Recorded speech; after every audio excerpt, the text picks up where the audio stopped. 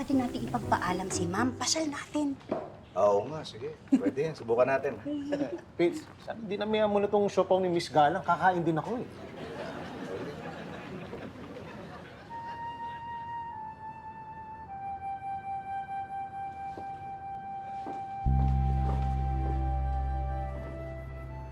Kay, si ma'am.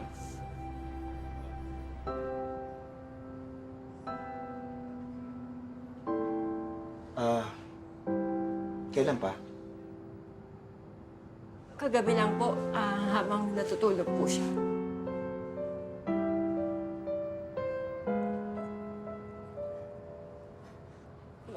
Elsa, binilin nga pala sa akin ni Lola.